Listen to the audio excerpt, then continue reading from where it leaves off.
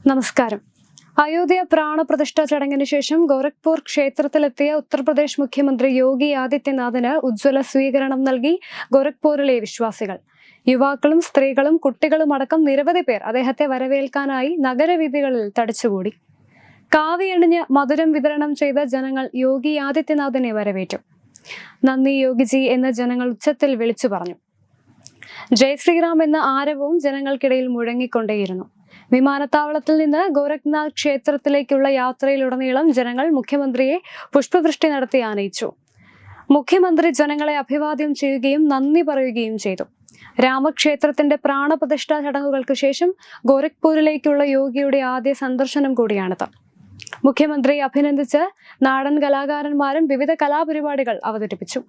പലയിടത്തും NCC scout കേഡറ്റുകളും മുഖ്യമന്ത്രിക്ക് ആശംസകൾ നേർന്നു. ഗോരഖ്നാഥ് ക്ഷേത്രത്തിലെത്തിയ യോഗി ആദിത്യനാഥ് ക്ഷേത്രത്തിലെ ശ്രീകോവിലിൽ പൂജ നടത്തി. അയോധ്യയിൽ ഉയർന്നത് ഒരുപാട് പേരുടെ വർഷങ്ങളായിട്ടുള്ള സ്വപ്നമായിരുന്നു. അത് നിറവേറിയപ്പോൾ അതിനായി സഹായിച്ച നേതാക്കന്മാരെ ജനങ്ങൾ ഇരുകൈയും നീട്ടി സ്വീകരിക്കുകയാണ്.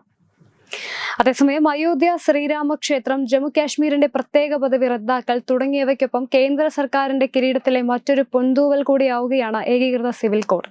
ലിംഗസമത്വം, സ്വത്തിൽ തുല്യ അവകാശം തുടങ്ങിയവ ഏകീകൃത സിവിൽ കോഡിലൂടെ നടപ്പിലാക്കപ്പെടും. ഏകീകൃത സിവിൽ കോഡ് രാജ്യത്ത് നടപ്പിലാക്കുന്നത് നിയമ കമ്മീഷന്റെ അഭിപ്രായം സുപ്രീം കോടതി തേടിയിരുന്നു. നിയമ കമ്മീഷൻ അന്തിമ റിപ്പോർട്ട് കേന്ദ്ര ആഭ്യന്തര മന്ത്രാലയത്തിന് സമർപ്പിക്കാൻ ഒരുങ്ങുകയാണ്. ഏകീകൃത സിവിൽ കോഡ് നടപ്പിലാക്കുമെന്ന് ആദ്യം പ്രഖ്യാപിച്ച നടപടിക്രമങ്ങളുമായി മുന്നോട്ട് പോയ ആദ്യ സംസ്ഥാനമായിരുന്നു ഉത്തരാഖണ്ഡ്. കരട് തയ്യാറാക്കാൻ രൂപീകരിച്ച 5-അംഗ സമിതിയുടെ ശുപാർശകൾ കഴിഞ്ഞ മാസം 22-ന് ഉത്തരാഖണ്ഡ് മന്ത്രിസഭ അംഗീകരിച്ചിരുന്നു.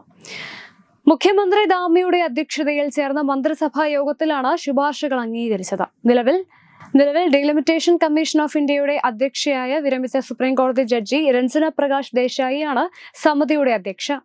വിരമിച്ച ദില്ലി ഹൈക്കോടതി ജഡ്ജി പ്രമോദ് കൌലി, സാമൂഹിക പ്രവർത്തകൻ മനു ഗൌർ, മുൻ ചീഫ് സെക്രട്ടറിയും IAS ഉദ്യോഗസ്ഥനുമായ Shatrughan Singh, Doon university vice chancellor Surekha Dangwal എന്നിവരാണ് സമിതിയിലെ മറ്റംഗങ്ങൾ.